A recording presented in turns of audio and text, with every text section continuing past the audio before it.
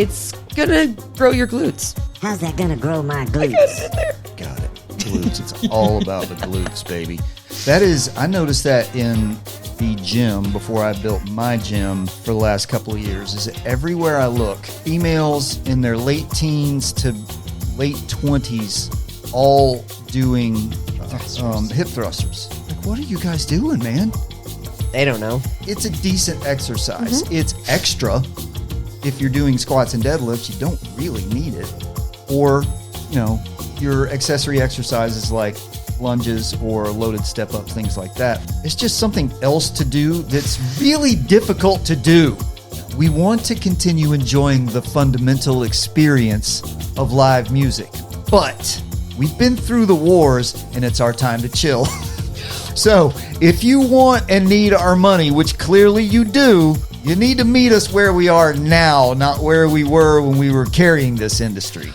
Have you ever in your life met anyone that told you, I was so confused by the alphabet song, I thought LMNOP was one letter? I didn't think about how horrible it made my childhood until just now, Scott. And if I'm not laying the sarcasm on thick enough there, I will do better. Also, LMNOP. Y and Z. Apparently we have some poor children that think Y and Z is one letter. We have apparently some psychopaths that want to change the song. It's done that way for a reason. And if you try to change this, you're going to destroy the universe. The universe is going to implode over your issues with LMNOP. If you live your life in a space where everybody has to care about everything that you're doing, you're going to be miserable. Yeah. What are we talking about? Heart of the matter? We are talking about overcoming setbacks. Understanding what's going on in your head can help reframe slips from total systemic failure that just throws you into the dumpster into normal feedback. The universe, well, it has a cruel sense of humor. Or random stuff just happens. Either way, how do you deal when your fitness and nutrition hit a setback? Stick around. Balanced Fit Radio is on. 4, 3, 2, 1. Lift off and the clock has started.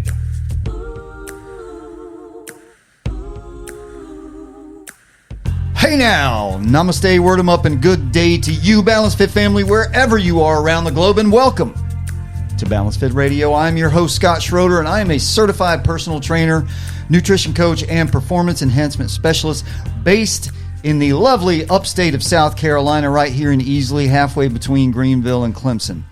If you've not been here before, Balanced Fit Radio is a fitness-based variety show where we talk about strength, meaning, and the human experience, and other stuff I find interesting. ... Let's get after it, shall we? By the way, we're going to talk about fitness and nutrition today, but it's going to take a minute for me to get there because I got a lot of stuff to work through. And back in studio with me today with the hot mic that's working. Hold on, let me check. What? Check.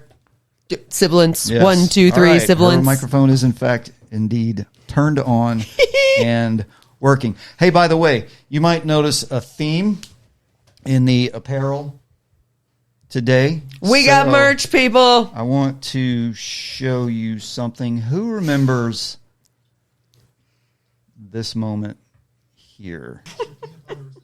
So there you go. Yep. That was too good to not do something with it. Yeah. So if you're interested in your practice responsible peanut buttering shirt or other merchandise, if I can get that going, let me know.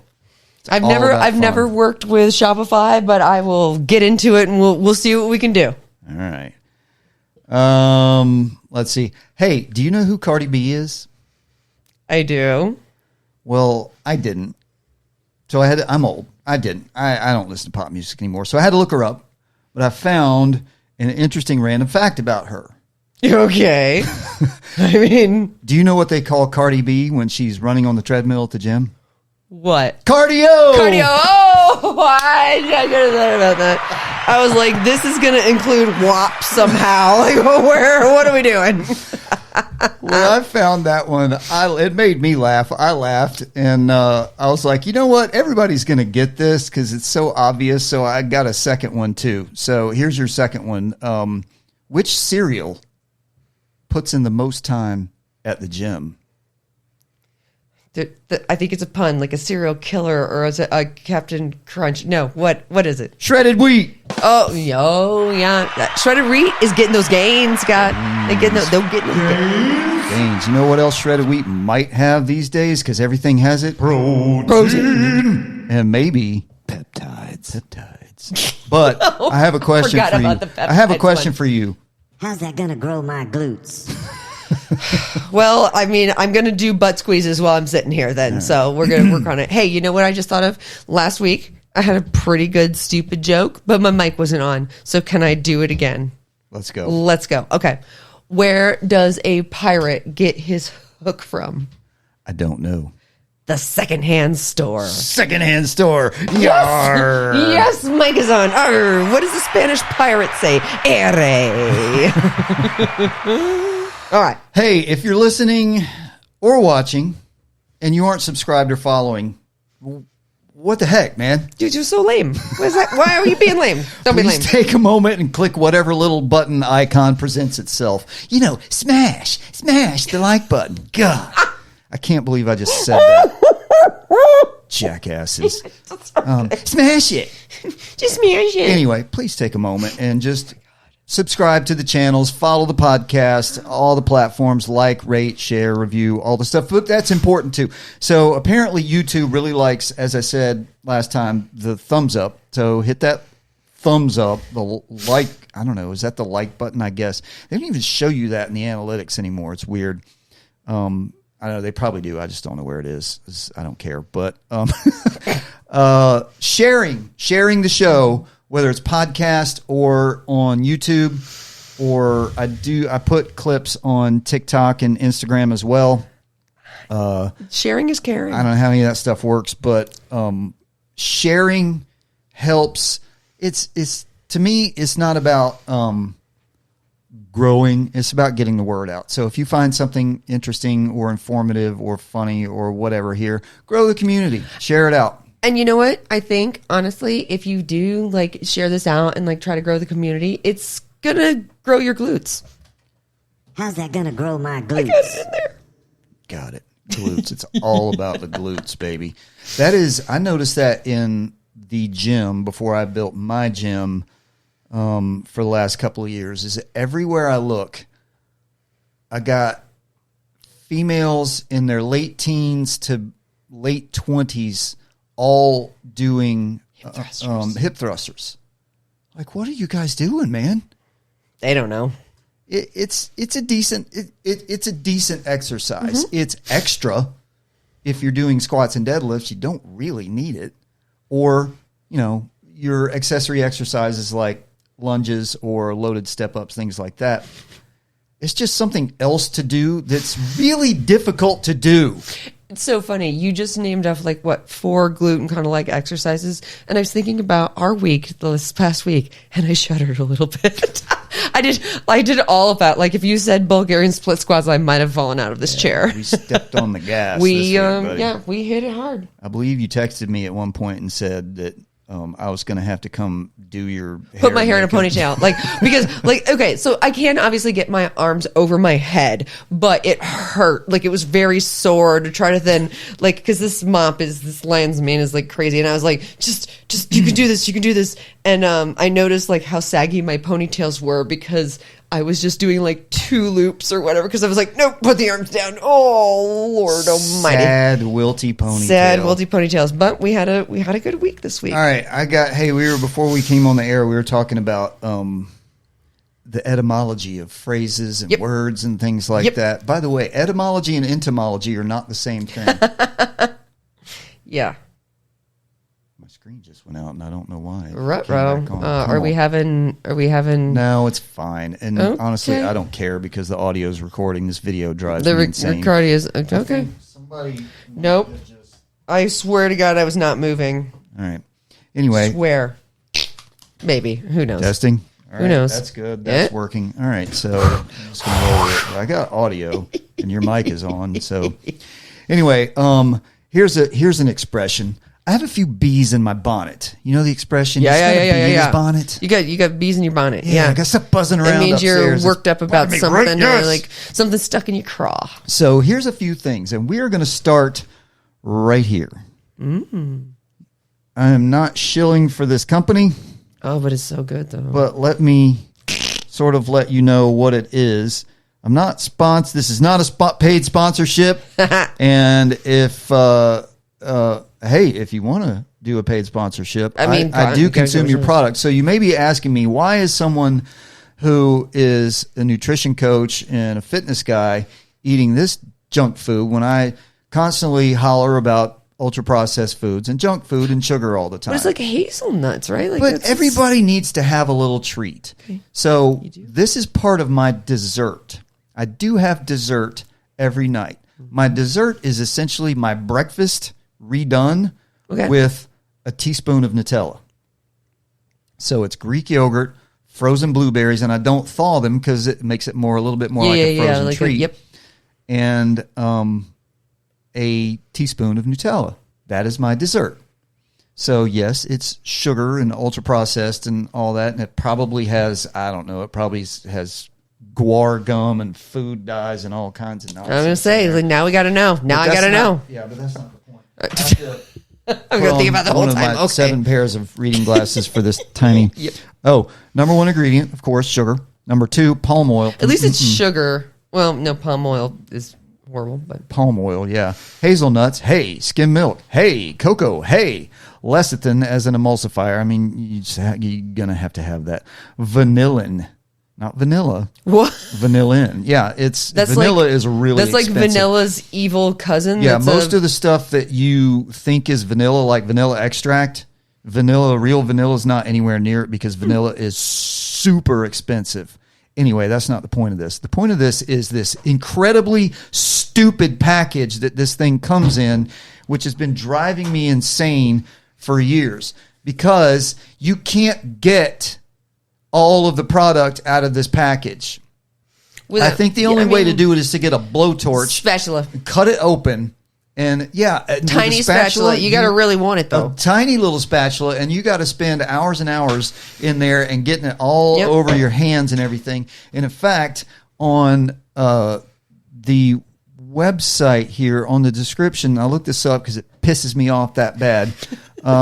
It says the iconic shape of the Nutella. By the way, do you say Nutella or Nutella? Nutella. I always said Nutella. What? No, Nutella. Well, that's what I hear now Nutella? that I've Nutella? heard advertisements for it. They say Nutella, so I've had to change mine. Never heard of Nutella. Anyway, the iconic shape of the Nutella jar is designed for both practical use and brand recognition. First of all, practical use, I'm calling bullshit on that because this is not very practical at all. This shape is not practical. Yeah. I can't. Yeah, you tell me, and they say It's not practical, but give it to me and I would get every last it scrap out of has there. its wide mouth lets you Put my easily whole hand in there and get scoop the chocolate the around spread with a knife or a spoon. Yeah. Except the wide mouth goes way down real fast. It's kind of funny.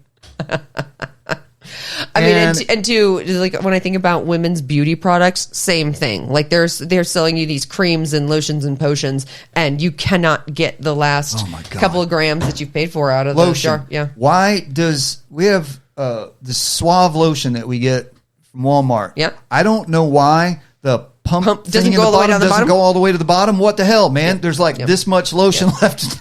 Oh my God! I told you I had some stuff to get off my and chest. for my lotions though, I will literally tip one over, and same with my detergents, and then prop it up, and I'm like, you get to sit here for 4 days and just slowly go into the new one. So I guess we need to just. I think. Can you put that in the microwave? No, I don't want to microwave it. I will heat it up, and then put it into the new Nutella jar and then see you if it'll will disturb the structural integrity, the molecular integrity But of this product. How badly? Because is it worth to just throw that away, or is it worth to destroy some structural integrity and get some more? I don't know. It's not my detergent. Here's the other thing. So as we said, the wide mouth lets you go. Well, it gets real skinny real fast, and of course they do this, which all jarred products do to put less product in to make you think there's more in there, which is the hollow bottom. Yep. So that creates yet another set of curves down in there that you can't dig that stuff out of. So Nutella, I know that it says it's iconic and you think it's easy access. Is it But though? it's not. Next. Ooh. Let me see. I'm not going to advertise for these people too. This is my creatine. What do you think the problem might be here? You have to it's like I was gonna say you reach down to like half. Yep, it doesn't fill the jar until like half.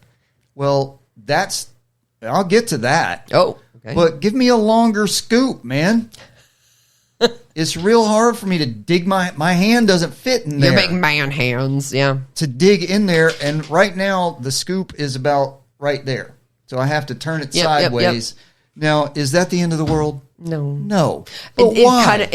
It does kind of sound a little like first word problems, but I get it. Is Packaging. this real bougie? I'm complaining about the shape of my creatine. No, it's just. But the thing is, I knew I knew some kids that like were marketing like packaging people coming out of Clemson and whatnot. And packaging is so important. And after I hung out with them a little bit and we were looking at packaging, I now appreciate packaging so much when there's something that's a great design and really works. A great I'm design. like, whoo! I'm like, think whoever did this packaging, good for you. This makes so much sense. So few things that are designed well, and I'll get to this. You can throw in some things if you want, but this is my protein powder, and this goes back to what you said a second ago. What's the problem with this? Everyone knows what the problem with this is.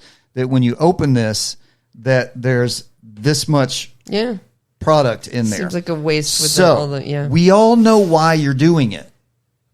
We all know that we look at this because first of all, you're charging like $38 for this. So you want to think it's bigger? Yeah. But So you want me to think that I'm getting a huge amount of product for that, but we all know this has been going on for, I don't know, 50 years. So we all know the trick. So let's all agree that we're not stupid and we can stop wasting my pantry space and landfill space. And there's like a lot of things, you know, when I think about cereal and I think potato chips have it on it, but it's like the amount of product in here is by weight, not by volume. So it's like, we put a lot of air in here. For chips, it makes sense because you kind of want to protect them being shipped so they're not like crushed. But I have started to, and that's way too big for me, but the more I travel and thinking about 3 ounces and what I can bring, like I've really learned about, because I'll see something that's like, seems huge and I'm like, that's way over 3 ounces, and no, it's 3 ounces. So just kind of depends on your frame of reference. And sidebar, the other thing about this stuff is when we put on the safety seal on these products, why do you make it so it doesn't peel off? I was say that was going to be something I said, like just even the top of the ketchup or whatever.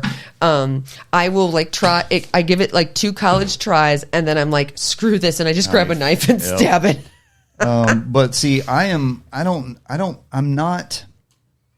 know. I have some issues, but I'm not like OCD, because that's a serious issue that I will never claim to have. But I can't just poke that and have ragged edges. I have to make sure. So I get I cut it and then go around the edge and make sure it's all peeled off. So that goes along with other stupid stuff like blister packets, which is the worst thing ever invented. I wonder how many people have gone to the emergency room for blister packets.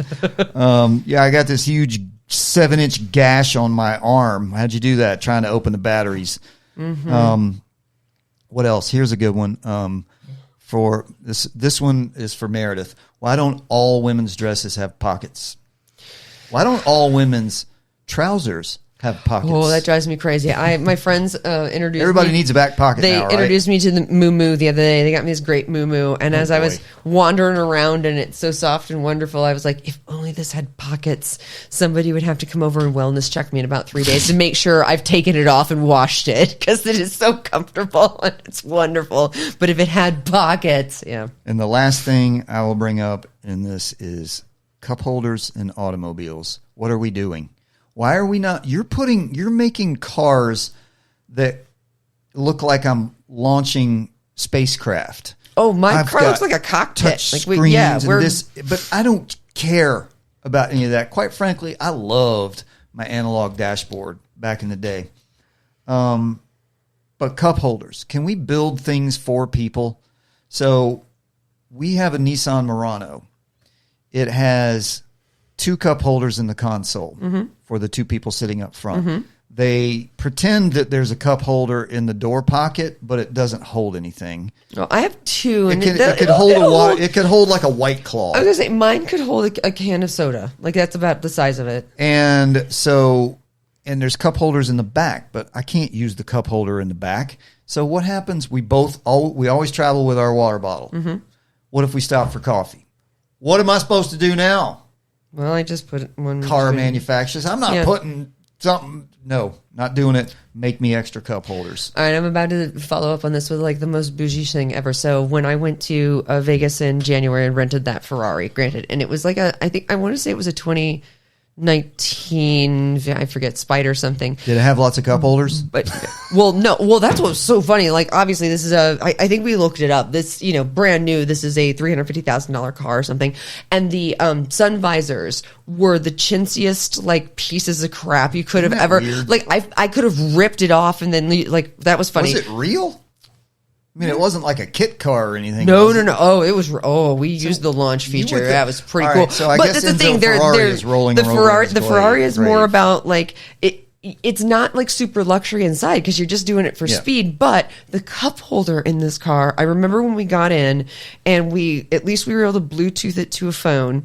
And then I was looking for like the plug-in so we could charge things. But then I said, does it have a cup holder? Joking, because we were renting this thing and I'm not even going to drink water in this car and like accidentally spill something in here and then have you charge me $3,000 for a cleaning fee. But it had a cup holder. And the thing was heated and cooled?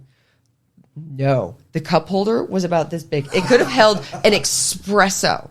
Like it a was Red Bull? a Red Bull, like a tiny, like almost smaller than that.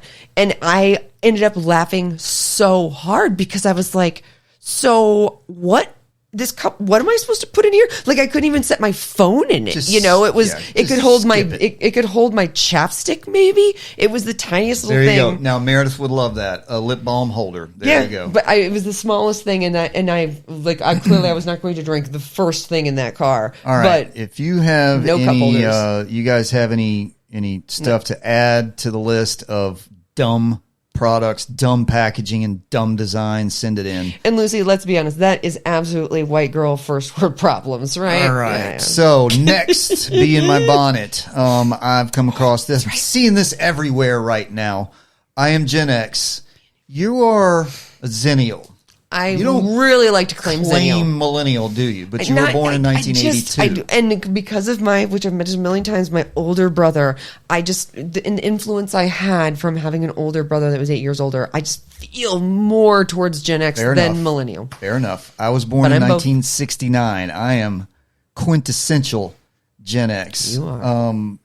So what I've seen lately is that Gen X is not going to concerts anymore, to live music events. And they got a bunch of course, the older Gen Z is now the PR people or whoever it is, whatever the job Marketing, title is, that's promoter, whatever. Promotes for venues and bands and things like that. And their whole mission now, because guess what the Gen X cohort is? The Gen X cohort is basically what, from like 45 to 65, something like that. We got all the money. We have disposable income.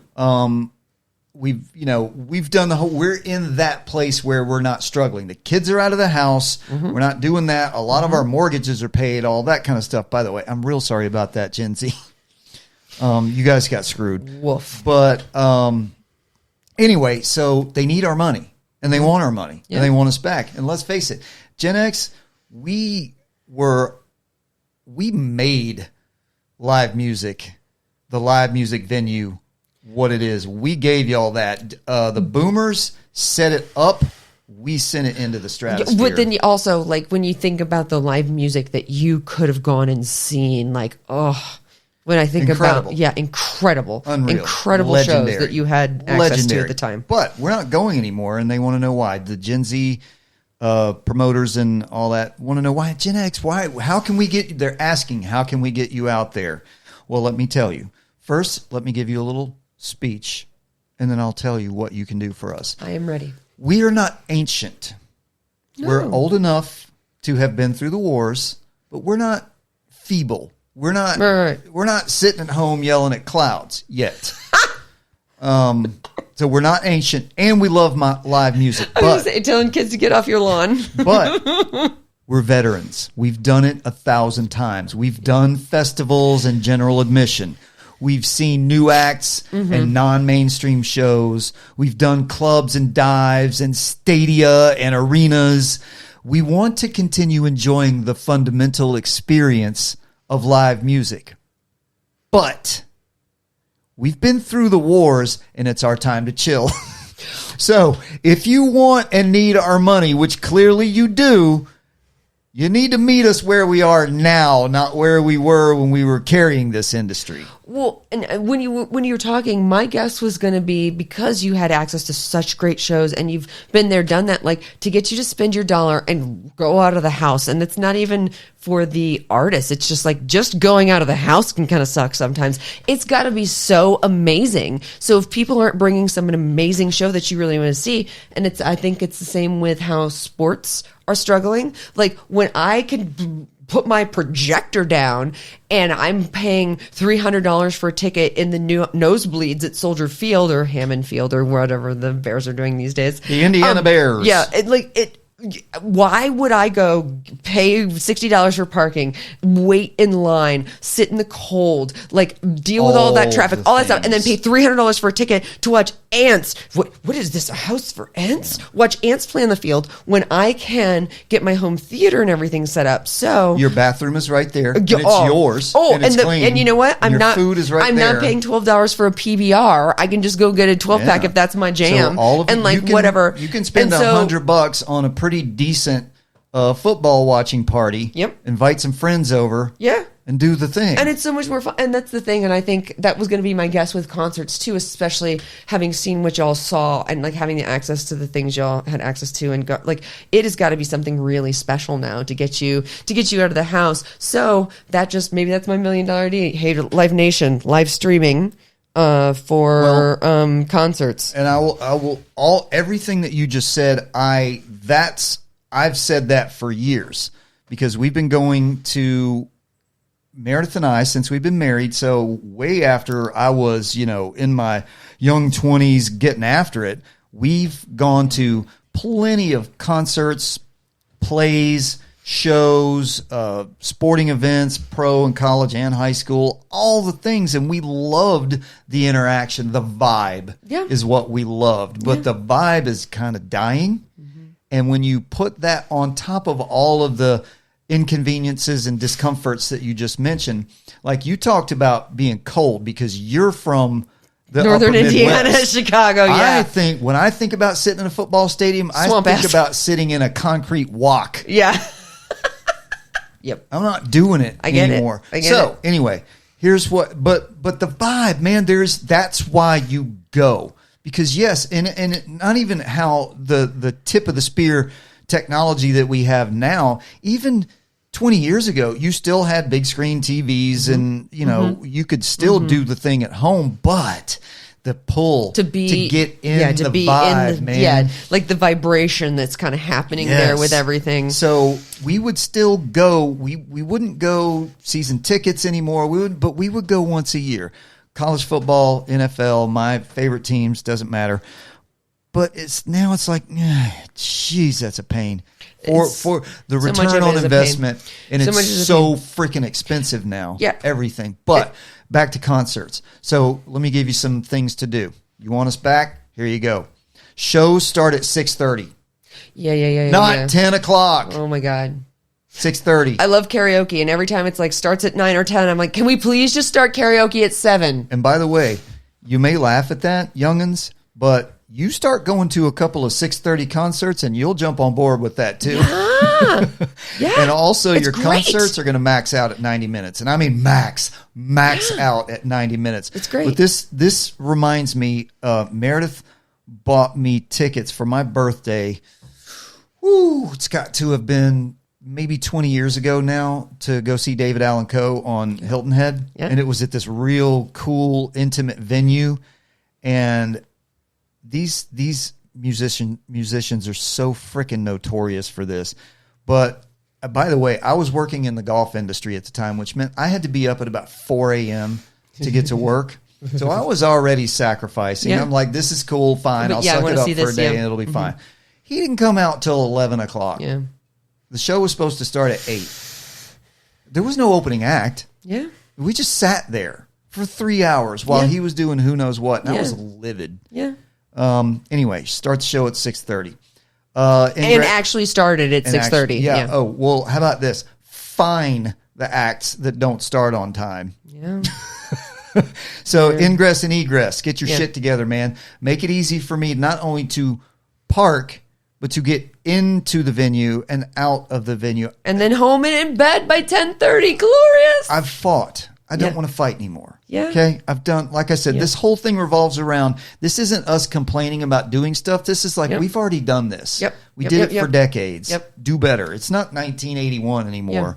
Yeah. If you want me to still continue to do this, you've got to make something. Yeah. You got to So, make it easy. Give me a comfortable seat Mm-hmm. or, and this is a little curveball for some people, a dedicated standing area with high tables and foot rails. God, yes. When I hate sitting in stadiums or arenas because I don't like being mashed in like okay. this. And you have to stand up every time somebody has to go to the bathroom or the concessions and sit back and everybody's up and down. So when we, when we go to Auburn, when we go to see basketball games in Auburn, they built a new arena. Gosh, it's probably been 15 years ago now. So it's not new anymore, but one of the things that they made, it was a big open concourse. So it wasn't like you walk in and you're in your seats in the court and it's right there. And then you have to go like through a door to go to concessions. So it's just all open. So you go stand in concessions and you can still see the court, all that kind of stuff. But the upper level, there's 3 levels to it, was a standing room. There were tables and chairs way back there for people who just wanted to sit and watch TV and do their thing. But they have a dedicated standing room area that has high top bar tables and a foot rail. And you know why they put the foot rail at bars?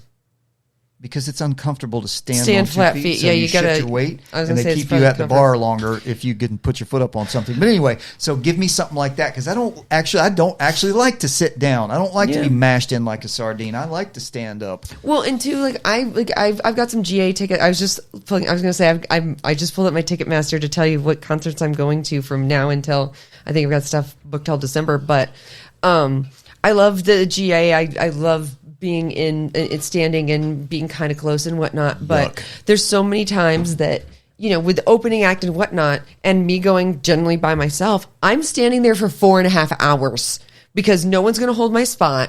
And I actually have a conscience. So if I go to the bathroom or when I feel like a jerk being like, well, I was here, this was my spot. And it just just make it easier. GA is general admission. Yeah, if you don't know general what she's admission in the talking pit. But yes, so next week I am going to, oh my God, don't judge me. I'm going to Benson Boone. don't know what that is. Okay, perfect. Then he's amazing, and you would think I was cool for it. And then I'm going to go see Sam Barber actually in Atlanta. He's really don't cool. know who that is. Yep. I'm going to Chicago in October. I know who they are. To see, right? To see Brett Goldstein. I do know who stand-up he is. comedy. And He then does I'm going stand-up? He does. That's whatever. He's originated in stand-up. I know he was a writer. Yeah, on the show. that's it, and we'll see how it goes. But yeah, I'm going to Chicago to see Brett Goldstein. Going back to Thunder Gong in Kansas City in November, and then because I wanted to make sure I got a ticket, I have a ticket to Brett Goldstein in December in Washington. I might sell it, but it obviously went on sale before the others, so I just wanted to make sure I had one in case Chicago sold out. There you go. a lot. Want to stalk me? Let's go. Come find me. Continuing on the list, how about the audio? Make the audio great. Make it balanced and clear over ear-bleedingly loud. We've done it. We've done all that. Yeah. It hurts. It hurts our heads. Yeah. I will we say, want to hear the music. We don't want it to go in our heads. I will say, I don't know if it was the Spectrum Center in Charlotte or Mumford & Sons and what they brought in, but I continuously looked at my friend and said, the sound in here is amazing. Yeah. Like the way, like it was just loud enough that you were at a concert, but it wasn't mind blowing. And then it was crisp and it was, I don't know who did that, but the sound there was amazing. If you watch, there's some videos out there of some good sound engineers that take their job very seriously. Mm-hmm. They're not just all about pushing the sliders all the way up. And I listened to one guy talk about the pain threshold. So he's dialing back and up the frequencies to remove the pain threshold. And I really appreciate that. Yeah. And how about, here you go. This one would be right up your alley too, I'm sure. How about some clean restrooms? Can we not get Depending some on where you're going, but vomit-crusted, turd-stained, hepatitis C covered restrooms? Yeah. Just clean bathrooms. Yeah. And finally, refreshments. I am not one who typically gets food and beverage at a sporting event or a concert, maybe because it's been garbage my entire life. It's garbage and it's expensive garbage. Right. So we will pay for decent food and drink. Yeah. We went to an Atlanta Falcons game in the new Mercedes-Benz Stadium when it first opened, the first year it was open. And Arthur Blank, who owns the Falcons, did a spectacular job. And this was intentional. This wasn't just like, okay, well, this accidentally happened. You're paying a galactic amount of money for these NFL game tickets, plus all the other stuff, everything that it's going to cost you to get in there.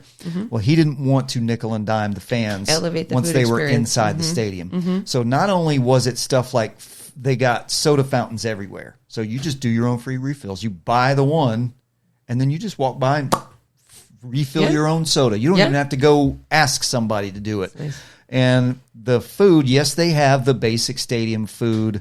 I'm going to get a hot dog at the stadium. But it's going to happen. They have a bunch of local restaurants there, too. Yeah. And guess what? They're true menu prices. They're not stadium prices. So you can legit go in there into a Falcons game and get like a barbecue sandwich from Jim and Nick's and a bottle of water and like, I don't know, a cookie or something like that for like $15. And it makes so much business sense because you might not have ever found that restaurant, but now because you're there, now you know about that restaurant. So if you're ever traveling in Atlanta, you might go to that restaurant. I mean, it makes a lot of business sense in my mind. Good partnership. All right. And finally, on my list, Gaines, before we move on, ladies and gentlemen, are you familiar with the alphabet song? Would you like to sing it? Oh, no, we pledgers don't sing. We're horrible. A, B, C, D, E, F, G. Sorry. Everybody knows that song. And by the way, do you know the melody? It's Twinkle, Twinkle, Yeah, Little I was going to Star. say, like, I was like, Plus, it's like a million other things. Well, we have apparently some psychopaths that want to change the song. Have you heard about this? I have not. Are these the same people that say the earth is flat? No, this is the opposite side of that idiot spectrum. So first of all, the English alphabet song was first copyrighted in 1835 by Boston music publisher Charles Bradley. However, the famous melody is much older, originating from a 1761 French tune that was also used for Twinkle, Twinkle, Little Star and Baa Baa Black Sheep and all that kind of stuff. And it was the French song was called Ah, vous dirigez mama or something like that. It means like hey, tell me mama or something. You faked it so good. And actually Mozart used it a lot. And Charles Bradley copyrighted the alphabet lyrics matched to this tune in Boston under the title, this is delightful, The ABC, a German air with variations for the flute with an easy accompaniment for the piano forte. That was the title. I mean, hey, Beethoven, do your thing. Anyway, so they want to change it. Do you know why? Wait. They don't want to change like the order of the alphabet. They just want to change the tune of the alphabet song. They don't want to change the tune. They want wanna to change the keep order of the alphabet. The melody. They don't want to change the order. They want to change how it's sung because educators and early childhood specialists, alarm bells, red flags, red flags, want to change how the ABC song is sung by slowing down and separating the letters. They do this to help young children and non-native speakers clearly hear each letter instead of blurring LMNOP into a single confusing sound. Now let me pause right there for a second. Confusing. Let me pause. I've confused my entire life about that. I'm so glad somebody's addressed it. Slowing the song down for someone who's learning English, I got no problem with that. But we're saying, have you ever in your life met anyone that told you, I was so confused by the alphabet song, I thought LMNOP was one letter? I didn't think about how horrible it made my childhood until just now, Scott. And also, and if I'm not laying the sarcasm on thick enough there, I will do better. Also, LMNOP. Y and Z. Apparently, we have Z. some poor children that think Y and Z is one letter. Y and Z? Y and Z? Y and Z. Yeah, Y I and know, Z. but like to put it together, one Yeah. Z. So here's what I heard it the other day. Although, And- when I think about how they're teaching math now, like nothing makes sense. Dude, anymore. I saw a Sorry. new math Go versus ahead. old math Yeah, video. I'm like, what? Yeah. This was fine. This, so good. this Like, you why had did to we actually change it? make things up Why? to add Yeah. to it. What are you doing? Yeah.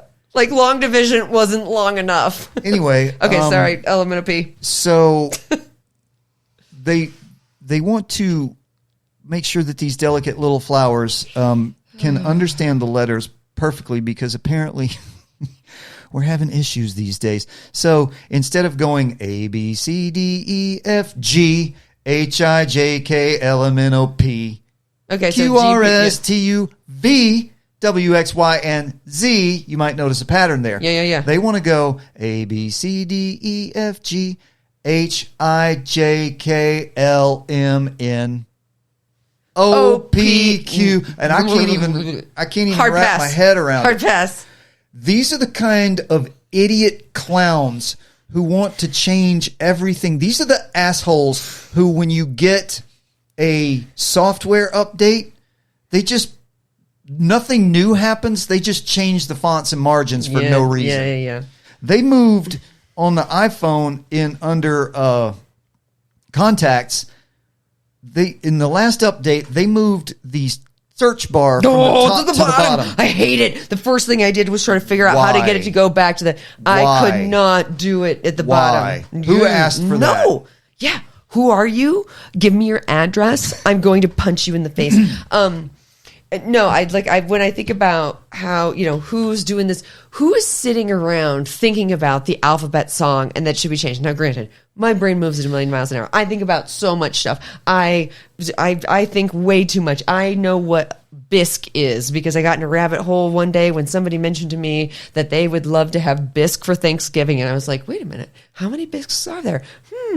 3 hours later, I can detail you out what a bisque is. So I get like thinking about things and whatnot, but then like torturing other people with your cockamamie ideas. Okay. Like, why? You and I talk a lot about Why? music. Why? Why? Not even here, but out Yeah, in yeah. the gym when you're working out because I play music and I do different things with it. We had And Jimmy music- Buffett Day the other day. It was We lovely. did. Music is so fundamental to the human experience. It is. Music is mathematics. Yeah. Easier to remember. It's all a formula. Yep. Everything is laid out for you, Yeah. and there's Harmonies a reason. and- yep. There's a reason that Schoolhouse Rock And it was works. so successful. Music helps you learn things. So changing the letters because you are calling you're treating these children like little Fabergé eggs, like they're so delicate and they can't understand anything. That's your problem, you psychopath. That's not these kids' problems. Yeah. So changing this fundamentally alters the song. It was put together in 4/4 time, and they ran LMNOP together because there's Just fit it 9 into the letters. yeah. In that bar. So except for your quadratic equilateral musical movement there goes A, B, C, D, E, F, G, H, I, J, K, L, M, N, O, P, Q, R, S, T, U, V, W, X, Y, and Z. Yeah. it rhymes. Yeah, It and makes it sense.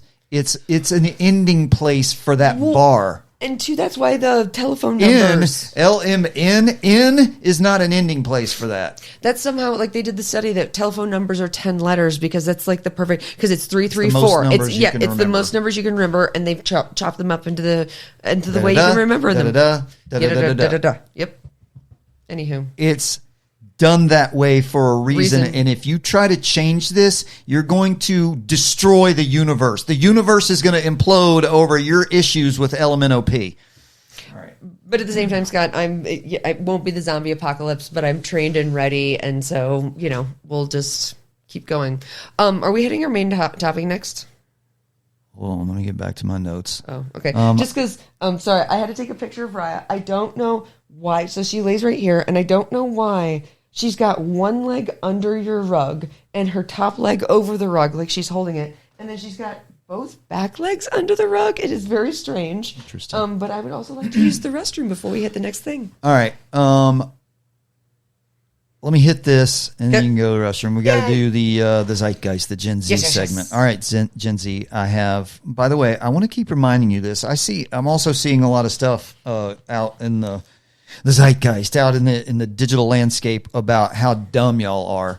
And while it is true that the curve of intelligence versus the curve of technology is troubling, because we're letting technology do relying on everything, and technology you too guys much. are Got it. digital natives, so you've had technology do things for you. So I encourage you to get out and just go analog every now and then, and just learn stuff, just learn random crap. But I still believe in you, and that's why I have this segment. So here we go. An area your predecessors failed was being engaged in their own ecosystem while understanding that no one outside that bubble cared at all, and being okay with that.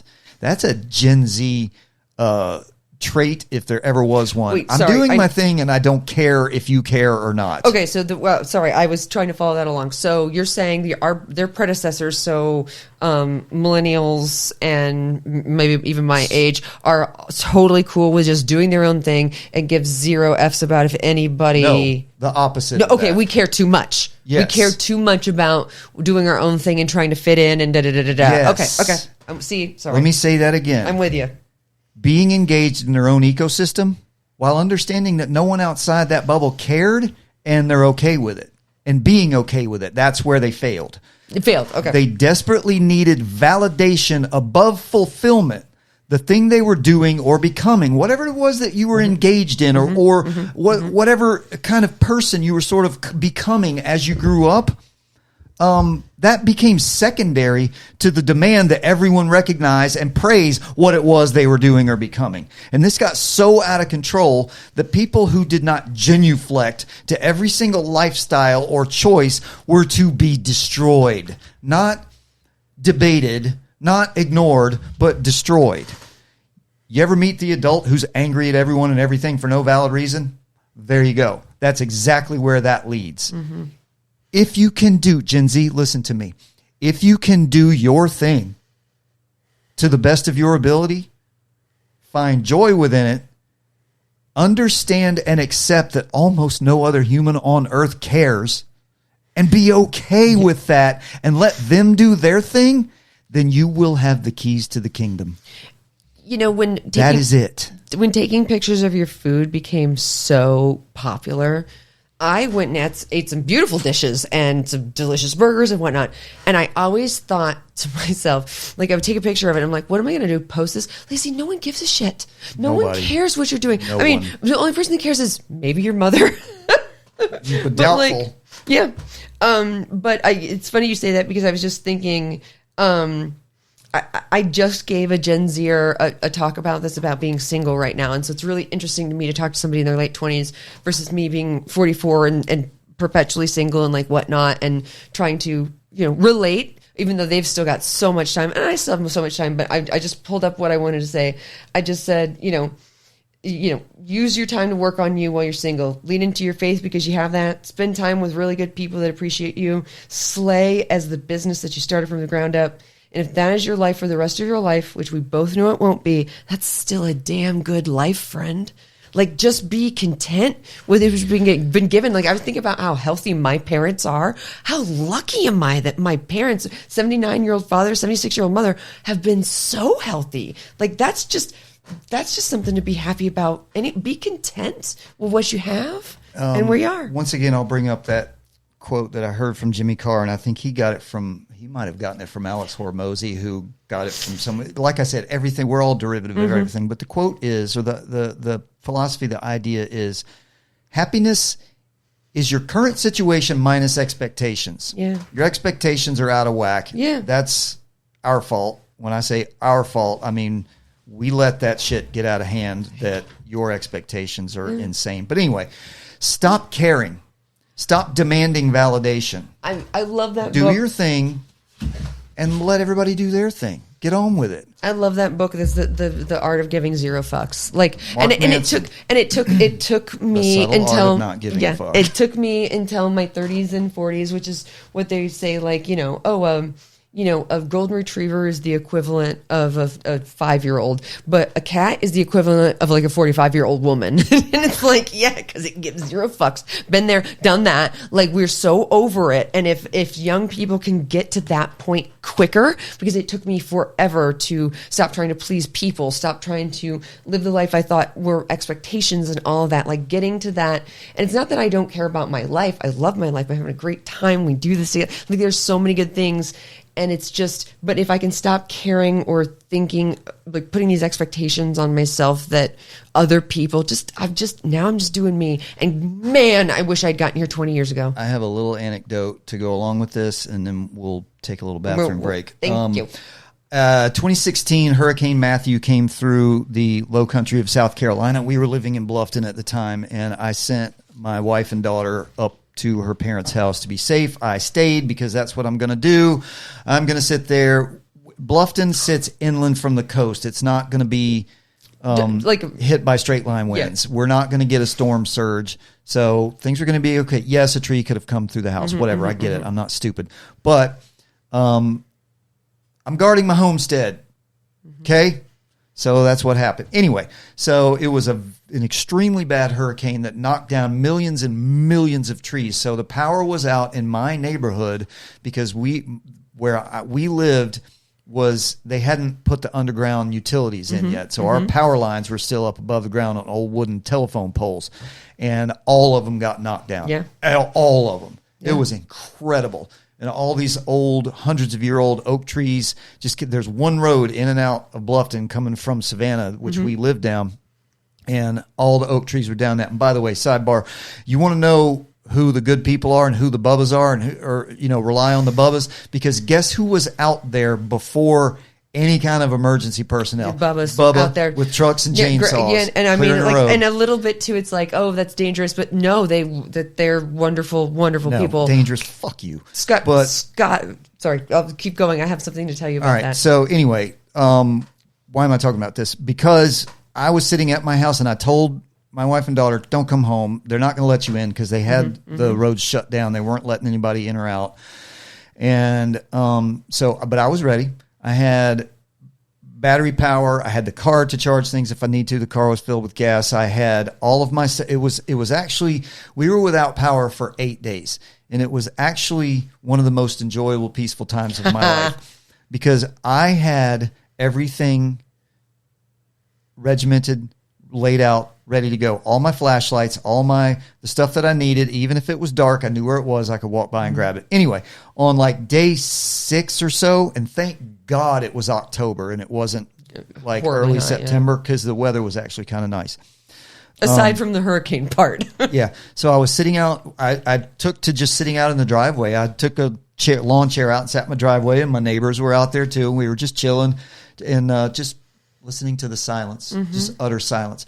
And I was sitting there after spending 6 days without power. And yes, I know this is not and like Central cleaning African up and Republic, like seeing all the destruction. Whatever. So I'm sitting there and I'm watching this contrail of an airplane fly over, and the sunset was hitting it. So the contrail was orange, and I'm just watching the plane slowly go by up there at probably about 30,000 feet. And I thought, you know what? There's probably 100 people or so on that plane that don't care that I've been sitting down here without power for 6 days. And it's not that they don't care because they don't like me. Or because they're jerks or they don't know. They don't know. And they're living their own lives. They're Nobody doing their cares. own things. There's maybe several people on that plane that just lost a parent, or maybe somebody lost a child. Yeah. Everybody's got their own stuff going on. If you live your life in a space where everybody has to care about everything that you're doing, exhausting. you're going to be miserable. Yeah. Yeah. Nobody cares about this amazing cheeseburger I just ate. Don't post it. Nobody cares. Not even your mother cares. Move on. There are 8.5 billion know. people in this world, and that is a lot of people. Yeah. Now, you cannot go in a 2-block radius of your own house and pick 10 people at random and bring them into your room and have any of them agree on the color of the walls. How are you going to get 8.5 billion people to be on board with whatever it is that you're doing? Actually, that sounds like a fun experiment I'm going to do. But it's the same with when I said I was in New York. You just see all of these people, and whatever I'm going through, I've seen 350 people today. Don't you know? I watched Drop Dead Gorgeous last night. Don't you know? 95% of the people are going through something that they feel is just as important and just in their own thing. And so it is what it is. Stop caring. All right, break. All right, in the Heart of the Matter segment, we are going to talk about a subject that we've all dealt with. And I want to remind everyone every time I do the Heart of the Matter segment about the philosophy behind your training and your wellness, and that is to make it simple enough to be repeatable, make it thoughtful enough to matter, make it sustainable enough to last. You do that and you're going to be good. Train consistently, maintain a healthy body composition, eat a nutrient-dense diet of mostly whole foods, and sleep. So, what are we talking about in Heart of the Matter? We are talking about overcoming setbacks. You, my dear, have been the queen of setbacks. That's something I know a little bit about. Recently, more than recently. Like I said last time, it seems like you're going right up here. I'm winning all the money at the casino, and I'm doing all these awesome things, and then I'm dying of sepsis. Yeah. Where's just the random day? So, fitness and nutrition setbacks happen. I mean, I did win $4,000 last night online at the casino. Bro. Fitness and nutrition setbacks happen when fleeting motivation. This is why you cannot rely on motivation. Discipline. Or illness, injury, schedule implosions, and life's curveballs collide with hidden mental traps like all or nothing thinking, present bias, and unrealistic goals. Understanding what's going on in your head can help reframe slips from total systemic failure that just throws you into the dumpster into normal feedback. And also giving up, just completely just being you need to recognize the triggers for what they are so that you can detach. Detaching is important so that you can detach and take sort of the 30,000 foot view of this thing that's happening right now, not get lost in the emotions of the situation. So if you if you are running a Spartan race and you fall off a multi-rig and you break your leg, it's hard not to get lost in the emotion of that situation. And if you break your back on a trampoline 3 days before your race, something like that, you could really easily just chuck it all and say, the hell with it. I worked so hard for this. This is so frustrating. I'm just going to sit. I don't want to do it anymore. Yeah. Eat ice cream and sit on my ass for the rest of my life. But that's an emotional response. That is not realistic. So, some of the common setback traps, which you can talk about, these kind of fall under the same thing: injury, illness, medical procedures, etc. Check. So, I don't think you've had any injuries per se recently, but you have had. I guess I was thinking more of illness. Yeah, illnesses. You have had an illness, at least. Well, you had one serious illness and some minor I've had ones some that just kind of knocked you off track for a little bit. But you also had a medical procedure. How long ago? 5 months. Which feels like a year ago, but it's only been 5 months when I think about it. It's the same with that. I was discharged from the hospital June 2nd, July, August, September. I'm not even 90 days out from being discharged from that hospital. which is insane because it feels like a lifetime ago, Scott. So, did you experience? Now you have me. Correct. I was just about to say, like, did I feel like I was set back? Yeah, but you go ahead. Let's see what you're gonna. Did you have any sort of emotional, mental mini breakdowns where you're like, this is just going to set me back? This is what am I? Oh man. Why am I even bothering? Did you have any of those months? No, absolutely not. So, when you first had me on this podcast, I talk about building a team and a support team, and like it's my friends, and then it's my friends and professionals that I work with. It's the lady that does my eyelashes, the woman's been cutting my hair for 15 years. I never thought about it as like a setback because, too, as we've talked about, like the goals I've set, which today, as I was getting the anchor out of the damn boat, and and Ben was there, and he's like, let me get that for you. And I go, Ben, this is why I train. And he goes, okay, you get it. But the anchor, it's a cheap one, but it's heavy. It doesn't fit in the compartment well. You gotta like wrestle it out. Anyway, since I wasn't necessarily like training for anything, because I did go through this with horses. I can't tell you how many times I had my game face on, my horse game face on, and 4 days out, my horse goes lame. And then I got to pull. And that, that was so hard for me. But now with my goals just being a little more broad, a little more, whatever, to just be stronger and things like that, like it never really felt like a setback. And like you said, I had you. And so I knew I was going to come back, and I knew you were going to take care of me. And you were never going to let me feel like I was somehow failing because now, I can only lift the bar now again. We were just going to build it back up and go and continue to go forward. And I'm not going to steal your thunder because you said something to me Thursday about, this isn't like some finite, you only have this amount of time to do this. And so if you get sick during this time, like, okay, well, your health and fitness journey is done. It's you go ahead, but it's where I'm going with this. Forever. It's what you do forever. And so, granted, any of us could go out and get hit by a bus tomorrow, but don't you want to be in shape when that happens?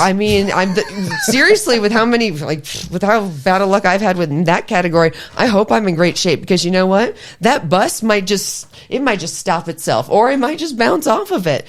But like you said, like for me, I don't have some timeline of some goal that I have to hit by certain amounts. So for me, I've been able to take these setbacks more in stride. Whereas when my horses, who have a very kind of finite time of their athleticism and what I can get out of them and whatnot, it was more devastating. And plus, it's something that's happening to another living creature. Correct. And they can't tell me what's going on. It's so frustrating.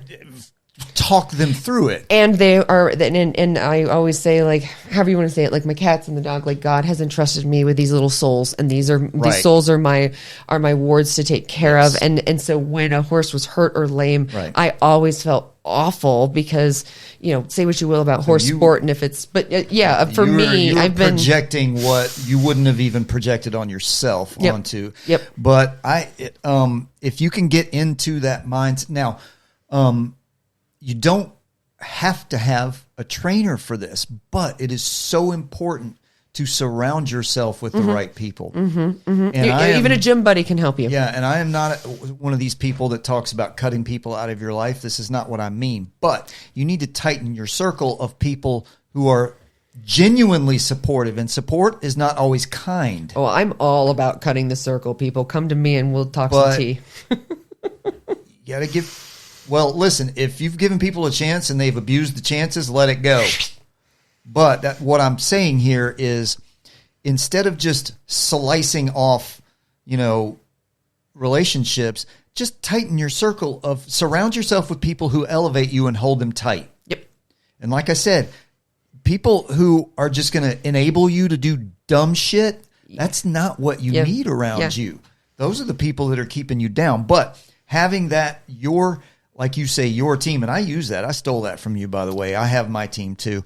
My team includes my chiropractor and my doctor and my massage therapist and the girl that Kelsey, who does my beard over at Jack's. And then too, it's professionals, but then it's your wife and it's your friends and it's your and whatever. And I was going to say it's people that will buy you matching T-shirts. Right. I mean, come on. So, but and no one is immune to these mental setback traps. I think of a time I went through a period. I was a runner, running. I was a serious runner. I was a competitive runner basically my whole life up until about 7 or 8 years ago when I started doing Spartan instead.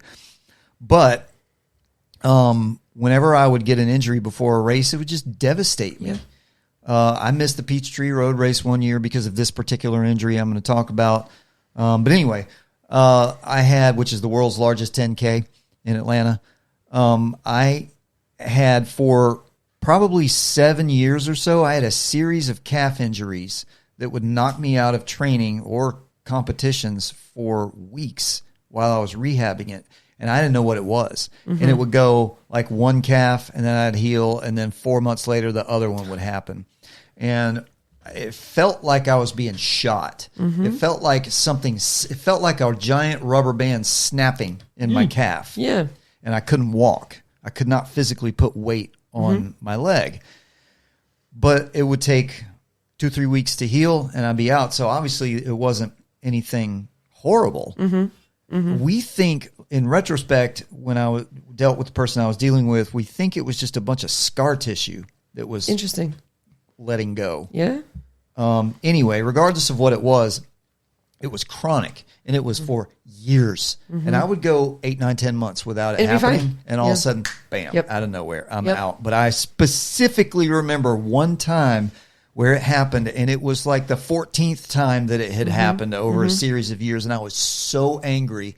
I want to say I had just gotten over one, and I was feeling good. I was going to go out You were like, and I'm gonna get a good run in. The weather was nice. Chill it. Everything Yeah. was cool. And I got like a quarter of a mile down the road. Bam. I'm like, Yep. so I had to limp back home. Go see the video of all the beeping with what she went through his head. I had to limp back home, and I remember I was so angry and upset. I walked in the house, over to the kitchen, opened the freezer, grabbed the Roadrunner Raspberry Froyo out of the freezer, and medicated myself with Interesting. And that to me, knowing you, that's an interesting choice for you for self-destruction. This was about 10 years ago. Okay. So I was sort of still in the early phases. Yeah, okay. I've always been Okay. an athlete and fit, but as far as training and being a trainer and being an instructor and a coach and someone who does this, it was nascent days for me. But anyway, no one's immune to that. So it's important to surround yourself with people who elevate you, but it's important to understand to avoid the all or nothing mindset. I am either training at my peak health every day or 6 days a week, 5 days a week, whatever your thing is, or if I get sick or hurt, or I have a bad day at work or whatever, and I just cash in with 2 pizzas, the Joey special, then that's it. I quit. Yeah. So you got to get over that all or nothing mindset. Viewing a single missed workout, or like I said, shoving some junk food down your gullet, get back on. Just get going. Just get again. back on. Yeah. It doesn't matter what you've done to yourself. You're not going to ruin yourself in a day or two. You're not even going to ruin yourself in a couple of weeks. You get any longer than that, you're going to start getting there, but you're not going to ruin yourself. You can always get back on. And two, like you said, working with your injury, when I was out with my friends, one of my friends, Ben, who's a big time athlete, is really working on things. He said he hurt his Achilles. And when he hurt his Achilles and he couldn't run anymore, because that's when he was doing marathons, he said, it challenged me, like instead of giving up because I can't run, my Achilles hurts, it challenged me to think about different ways I could work out because I was always running. And so he then like looked into what else he could do while he was rehabbing his Achilles and not hurt it. And it changed up, like he accidentally kind of fell into cross training, and it turned out to be a little bit of a good thing. That's a healthy, solid mindset right there. Yep. Yep. And present bias, choosing immediate comfort, like the Roadrunner Raspberry Froyo, immediate comfort on the couch or sweet snacks over future health goals. So the more decisions that you make that are bad like that, it's going to be really hard for you to deal with. But 1 or 2 or 3 decisions is not going to knock you off. So don't throw yourself in a dumpster because of it. Yeah. And then definitely don't set the dumpster on fire. But just for the record, Scott, we're moose tracks over here. Hey, I'm all about moose tracks too. Yummy. I am a fit, healthy, whole food loving trainer and coach who loves frozen treats. Unrealistic expectations, setting strict rules that cause frustration, burnout, and emotional fatigue. And that kind of goes along with what we were talking about with you don't have a hard, fast goal. I'm going to lose 20 pounds by X date. I'm going to be able to lift X weight by X date. It's fine to have those, but you can't live by those. You can't live and die by those because life's going to throw you curveballs. No, because life gets in the way. Like, hello. Work, kids, dogs, oh my God, car accidents, whatever. Friday, I was supposed to head out to the lake, and I got delayed by something, and then suddenly that monsoon comes, and I'm like, okay, it's like 9 o'clock, whatever. I'll leave at 10. It's 30 minutes, no big deal. And then I hear water, and I'm like, wait a minute, that's not the cat water fountain. And did I tell you the other day I was so confused about... I came home and my bathroom was soaked, and I'm like, did the cats turn on the sink, bat the water around, and then turn off the sink? Like, what is going on? Well, I found out the light fixture and the fan, I had a waterfall coming down through my bathroom. And it's just life. Life happens. I had no idea, although I'm glad to know my cats don't turn the water off and on when I'm gone. Yeah, but that's what I did Friday night, was then have to go out in the rain to the carport and find a bucket and get a bunch of dog towels and clean up this mess as a waterfall was coming through the bathroom. So, yeah, and going back to what we were talking about a few episodes ago with, well, actually, you weren't here for this. You were gone for this. Meredith did this one with me, talking about optimization.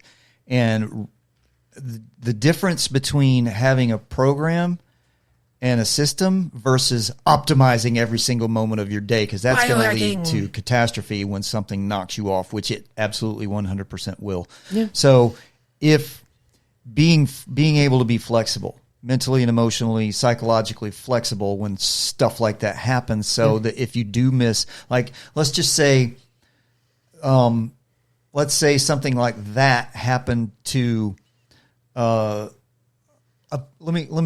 use myself. Let's say my daughter was still living down in the Low Country, which is like a 4.5 hour drive. It's not a day trip.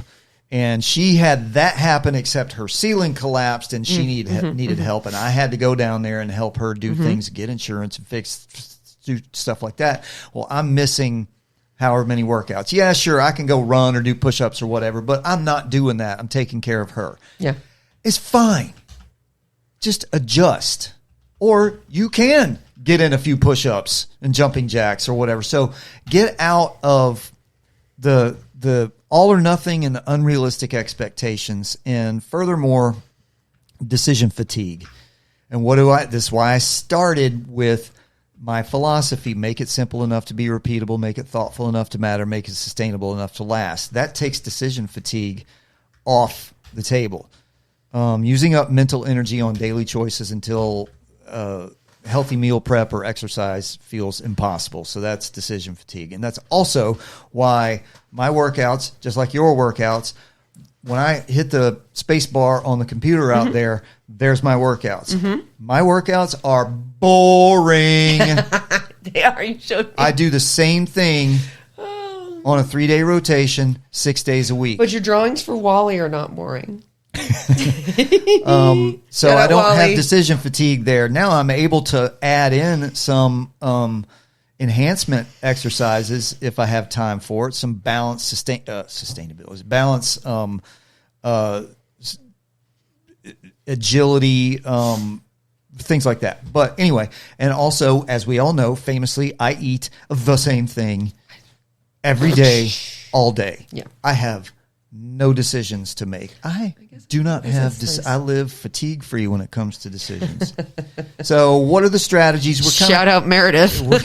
We're kind of hitting these as we go, but strategies to recover and reframe failure, what you see as failure or little failures. Treat a setback as useful data on what does not work rather than a personal flaw. So whatever happens to you, detach. Take the 30,000-foot view and use it as data. Okay, that's a thing that happened. Let me learn from that and move on. This is not a judge. This is not an indictment of my character. So What are you doing?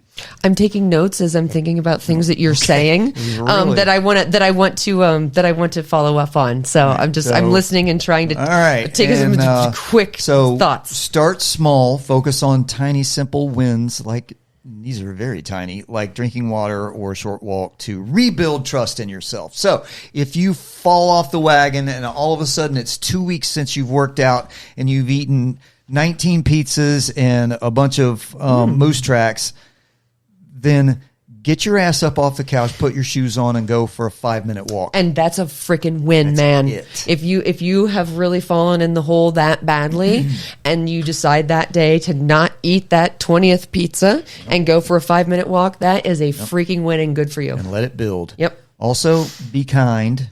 I yourself. have issues with this. This is a big flaw of mine. Now, you know me as a very empathetic, kind, patient person. Oh, yeah. Oh, but you're a big teddy bear, I'm Scott. horrible with myself. Yeah. Bad Yeah. with myself.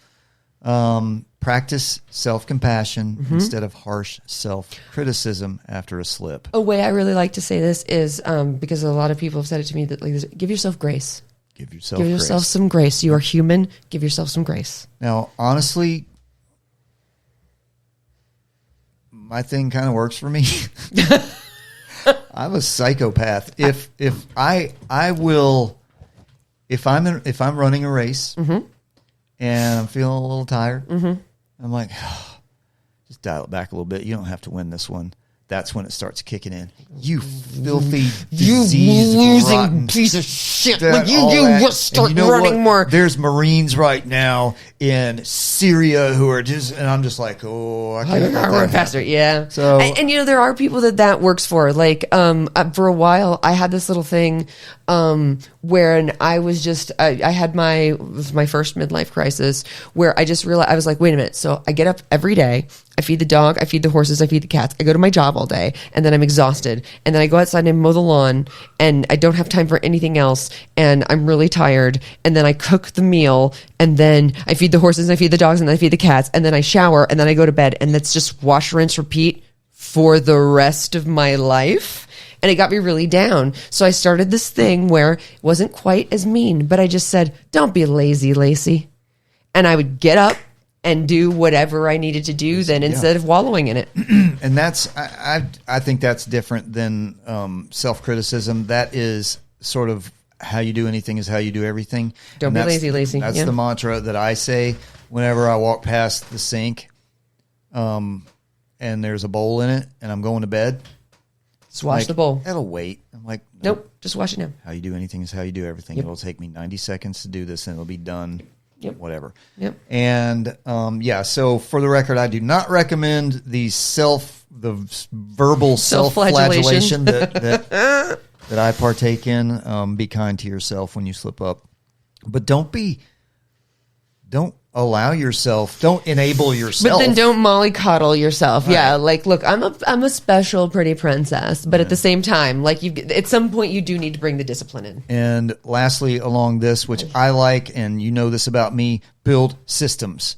Rely on routines and environmental cues instead of unreliable motivation, which is what I said at the beginning. Motivation, I mean, you can say discipline, motivation, whatever. That shit ain't going to work when you're exhausted or when you just ain't feeling it.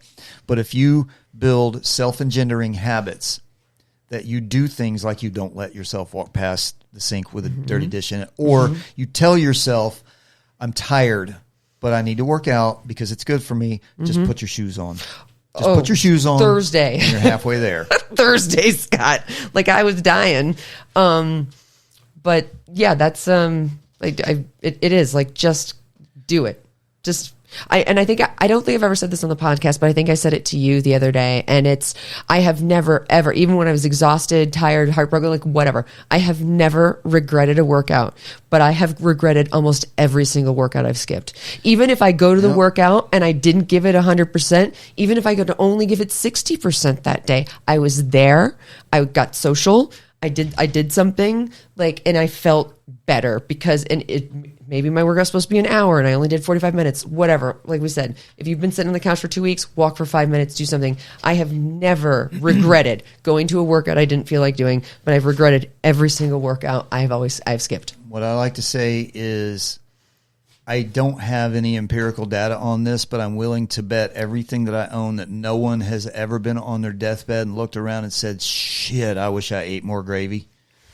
Man, I wish I smoked more cigarettes. Dude, I wish I moved less. Yeah. I bet no one's ever said anything like that. Yeah. I bet people say, I wish I'd done more. But yeah, I just would like to be around for my family a little bit. Anyway, Lucy, what you finding in you were there? taking notes. Do you have any questions for me on that? I know we have a Q&A section that we need to get to. I know that Lucy likes to eat Kleenexes, but this is a piece of plastic wrapper, and I'm a little afraid if I try to take it from her, she's going to bite me. Lulu, what you doing, girl? Oh, I stole it. Yes, you definitely would. Yeah. So, Q&A? Yeah, Q&A. Well, I had one thing I wanted to throw out there, and because it's interesting how things come out as we talk. You know, I was saying like, and two, you were talking about a race that you were ready for, and I was talking about the only time I have felt this devastated was, you know, with my horses, and I did think, you know, I'm 4 days out. I've booked a hotel. Horse shows are expensive. I can't get my money back. Like, you know, and I had trained for this, and it wasn't that I was even going to go win. I was just looking forward to the experience and the partnership I had with my horse. And I think now when I have these setbacks and whatnot, and it's not like I set this up like this. I have a new doctor who just met me the other day, and within the first 10 minutes, he goes, "Do you ever do anything not 110%?" I'm like, "What do you mean?" He's like, "Can you casually go about anything?" And I was like, wow, this man saw my soul in 10 minutes. But horses were my life. Horses were my entire identity. And so like anything that would happen would destroy me. And so, you know, when you were saying like this run, you know, and I was just hearing kind of the same thing, like this was so ingrained in you and such a part of you that when you would have any setback, it would just like knock you down and blow you back so hard. And so that's when we talk about balance fit. That to me, so it's come forward to me, that is about, you know, balance in your life, because horses were my entire life. And and so it wrecked me. So anyway, that's just some thoughts. That's what thoughts I was trying to take down when you were talking about that. The microphone is not your enemy. Sorry, I don't know. Oh, Lucy came under and I backed up and I didn't realize. But I love this thing so much, I just want to touch it. Here we go. There we go. Well, at least it's on, Scott. Oh, you're checking? Yep. It's on. Okay. So here's an interesting question. This might throw you a curveball. Have you ever had a setback that turned out to be an advantage or a really good thing? You thought it was a setback at the time. Now, granted, there's always like, you know, the glass is half full or whatnot. But tell me about any time that's happened to help everybody shift their paradigm. When I couldn't run half marathons, 10Ks anymore, and I'm like, what the hell am I going to do now? This is a setback. This is me getting older, wear and tear on my body. There's nothing I can do about this. Well, I discovered Spartan, and I love that, and I train people for that. I evangelize the sport of OCR. I teach classes in it, and I train people for it. So I would say, in some fashion, that was part of what led me here. Okay, yeah. So it turned out to be well. And all I can think of is rostering friends yelling, "Pivot! Pivot! Pivot!" No, that's a great example. Pivot! So after so many setbacks, it's the same thing. When is it time to set a new goal? And I'm thinking about this. I have a friend that goal was to run a marathon. And before her first marathon, she stepped on some funny piece of concrete, twisted her ankle, fell down, scraped her leg. So she canceled that marathon, got another one 3 months out, kept the training, literally a week out, almost does the same dang thing. And so she just said like, maybe a marathon's not for me. Like, and I like my body my body can't take it. I'm just a half marathon kind of gal. So it's like, and that worked for her, but and you question, and she's totally happy with her decision, but you kind of question, like, did she give up, or was it the universe just saying, like, girl, like, and the marathon's not for you? When is it time to set a new goal? No, when should you pivot? I joke about the universe hating you, but The universe loves the thing me. that I used to tell my daughter constantly when she would get frustrated about things, like, sweetheart, the universe isn't happening to you. It's just happening. Yeah. It's up to you to deal with it. Yep. So I think in that case, I don't know, that can go both ways. Did you surrender too early? Who could know? But you didn't just give up. She didn't just give up. No, she still runs half marathons. Now you get that stuck in my head. She pivoted to another challenge, and I like it. I think that that's a mature decision. And let's face it, that example in particular, marathons are brutal. Yeah. Brutal, and I do not recommend. And she's a taller gal too, so I mean, just like hard on your body to train that much. Doing that, especially in an advanced stage. If you, I see, like, my Aunt Judy, is, how old is she now? She's got to be 82. Lie to me, I won't know. She's been running Ironman for years. I mean, Wow. decades. Wow. And wins. And she's still competing in triathlon. Does she have a YouTube channel? I want to see this woman immediately. That's some genetics right there. Yeah. Well, and two, if you keep doing it, it's the guy that says, if you, or my dad, if you pick up the baby horse every day, when it's a 1,000-pound horse, you'll be able to pick it up, right? I mean, that's what we said. It's also one of those things, like, if you stop doing the thing that you do, are you just going to cease to exist? Except though, I tried to pick the baby horse up the first day and it kicked me right in the thigh, and I'm like, nope, I'm good. No more. So I would say, all right. Yes, I would say if you set a goal that you want, and first of all, your goals need to be somewhere in between really broad and really specific. Yeah. Don't let yourself meander with an ambiguous goal, but don't give yourself something so focused that when you inevitably fail along the way, it's going to crush you. Yeah. So let's say you have a goal of, you want to start lifting weights. You're a dude and you want to start lifting weights, and you want to be able to bench press 1.5 times your body weight in 6 months. And that's not an unrealistic goal. But let's say your genetics are not good and that you have a lot of soft tissue issues. Or you got long arms. I mean, there's some anatomy thing even. And it's just it's not gonna be harder. going to work for you. Is there a sense where it's going to be like you're quitting? Maybe. Unless you give yourself another equal goal, another challenge, something else to do. But yes, there are times when you need to stop. Yeah. Like, yeah. The booger eating kid who they always stick in right field in T-ball. Yeah. By the time he gets to be a freshman in high school, if he sucks at baseball, should maybe start thinking about playing another sport or no sports at all. Maybe go play in the marching band. I was going to say, maybe you're a chess champion instead. Everybody's got a thing. Yeah. Figure it out. Yeah. But it's important to figure it out. So bump into the walls along the way, fall down, scrape your knee, hurt yourself, and figure out and make good executive decisions about when you need to pivot to something else. But don't just quit. So it's a good question. So it's kind of like one of those things where there's a lot of nuance there. There is a lot of nuance, but I don't want people, I kind of want to address, like, it's not giving up unless you really think it's giving up. Like, and then I think to internally, if you're just kind of chickening out or giving up, right? Yeah.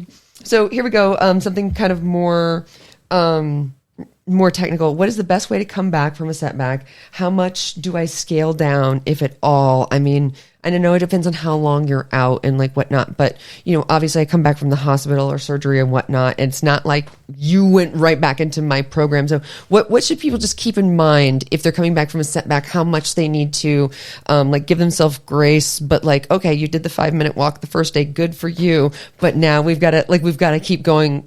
What's a good way to think about getting back into it without then hurting yourself because you tried to jump back into what you were doing before? Right. And I used to do that all the time with when I would get these little setbacks and go back in 100,000% warp speed full ahead. Doing what you could have done. I couldn't walk for 2 days.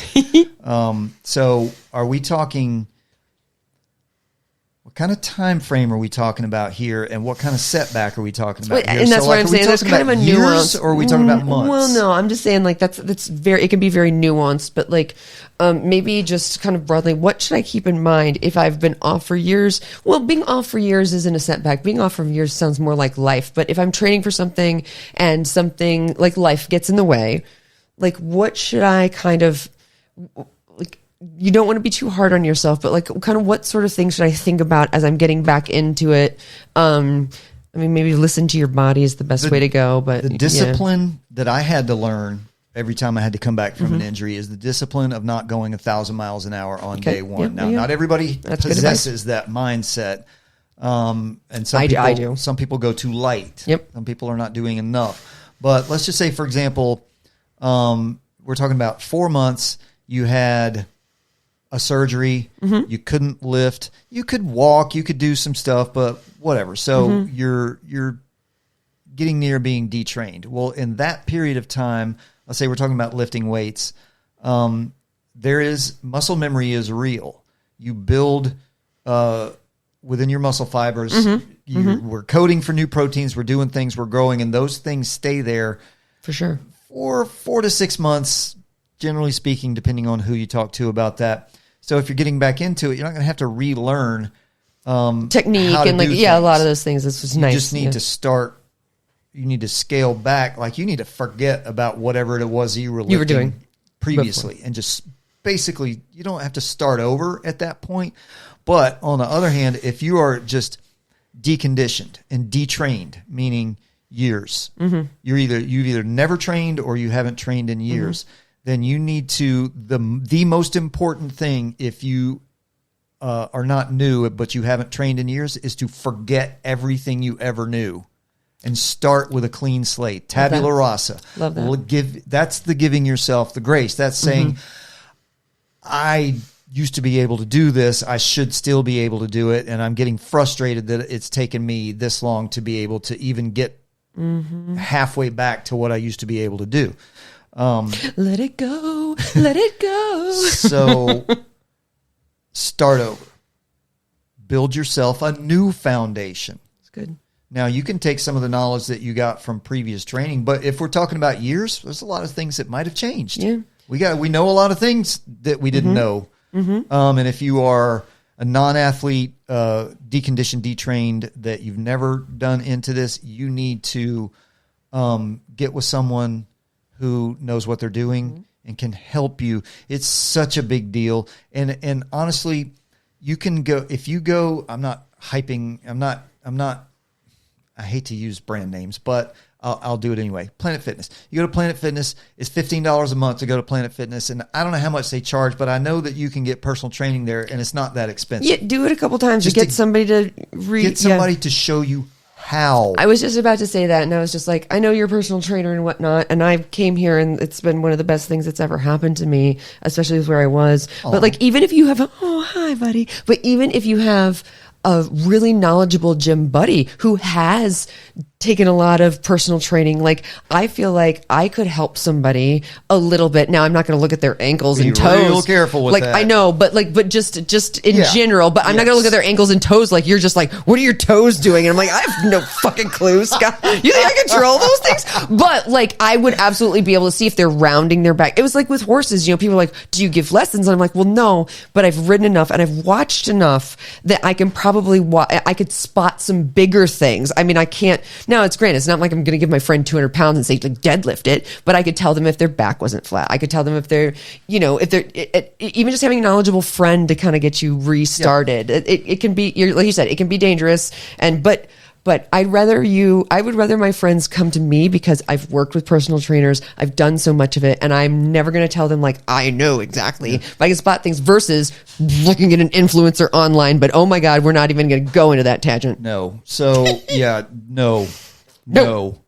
A knowledgeable friend or a trainer who knows what they're doing and can get you started and going in the right direction, because there's a lot of mistakes that you can make with training, and not just lifting weights, but running, swimming, whatever your thing is. You would not go get into fencing without instruction. No, but now that you said that, I'm just sort of like, wow, it'd be fun to poke somebody with that thing though and not know what you're doing. Troublesome.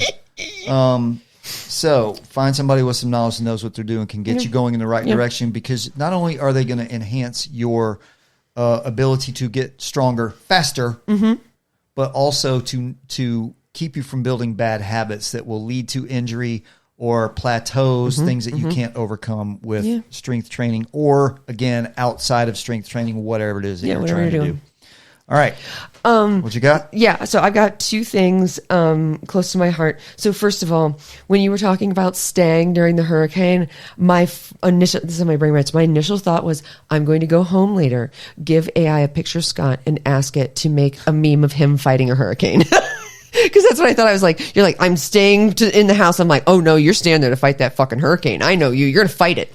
But Wait to see that. Second thing, as I was kind of rolling through where I was with horses and like mental setbacks, and I think this is where we talk about sorry, I'm looking at the wall again. This is where we talk about, the whole thing of mental and wellness. If you have experienced a setback, like if you get an injury and you have invested so much time and money and whatnot, and it is like hurting, it is really hurting you, and you're kind of crumbling mentally about it, like get a personal trainer to get you back into something. But again, if Lacey's PSA that I will say until I die, because I did it, talk to somebody. Like if it's hurting you mentally, please talk to somebody. If it's really got you set back and you are sitting in, you said 19 pizzas, like that would, that'd be pretty straight. Like, listen, people, I think you said 2 weeks. If you've sat down and ate 19 pizza in 2 weeks because you are so devastated by this injury setback or whatnot, like please seek a friend, seek professional help, seek something. And so I always just want to come back to that, because and I tell people, for me, when I wasn't good mentally, I couldn't feed this dog. Like my horses were fed and everything, but you are worthless. If you can't even take care of yourself, you're worthless to everybody else. So get yourself right first, get some help. And I'm always going to say it, Scott. Always going to say it. And always take care of your mental health. I will wrap that up by backing up to recommending getting help. And in this case, getting help that you're talking about. Same thing. And here's the thing. Human beings were designed, built, engineered to help. And to live in a village. Want to help. Here's the thing, Gen Z and baby millennials, people want to help. So if you're in the gym, guess what? If you walk up to somebody who looks like they know what they're doing and ask them for help, 99 times out of 100, they're going to help you. And the one time out of 100 they don't, they're an asshole, and that's their problem anyway. And somebody else is going to see that and help you. And they've spent so much time learning their craft. They want to help, because it's like, look at, like, oh my God, how much worthless horse knowledge do I have? I would love it so much. I would love to share that with somebody, right? Yeah, you're right. And the same in the gym. People want to help you. So, and I saw a meme that I shared a few weeks ago, and it was like what people think, but versus reality. And it was it was a cartoon meme of an obese guy in the gym. He's all kind of shrunk down and there's jack dudes all over the place. And the one panel is he thinks that all the jack dudes are looking at him going, piece of shit. Well, in the other panel, it's what the jack dudes are actually thinking, which is good for you, man. Yeah. So ask for help. All right, let's get out of here.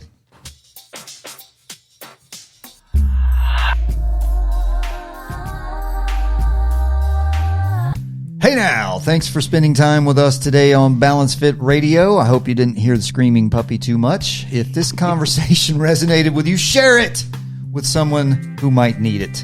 And let me leave you with this thought. Regardless of your circumstances, always practice responsible peanut buttering.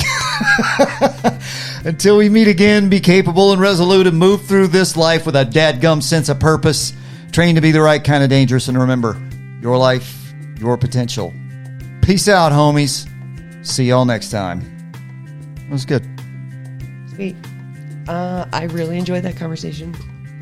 You got me to... Always nice to hear. You got me. Well, I mean, I always, you got me to think about some things, and it's very interesting from where I am now and where I'm training from like just a broad perspective of health and where my life is now versus when my life was horses, right? And it was so different to. What an interesting juxtaposition. With the military, we're studying this because it became so important when we were 20 years in Afghanistan and so forth, and there were so many guys, particularly in the soft community, who completely fell apart, and the suicide rate is through the roof in the military, in particular in the soft community, because that's their identity. Yeah. And what needs to happen is a better transition process from that to show you that's not your identity. Because guess what? They're going to move on. Yeah. You're going to turn in your CAC card, and you've been in this unit for 16 years and you've done 28 deployments. Well, guess what's going to happen in 5 seconds? Cat-like reflexes. They're gonna forget about you. Well, so anyway, but you see the it point too of that in football. is football, sports, prison. People have been in prison forever. Yeah, anything where people kind of idolize what you do, and not even that, but whatever it is that you do, don't let that be your identity. Right. Whatever's inside of you is your identity, and that's so. It's a whole other thing. But honestly, like with how my brain.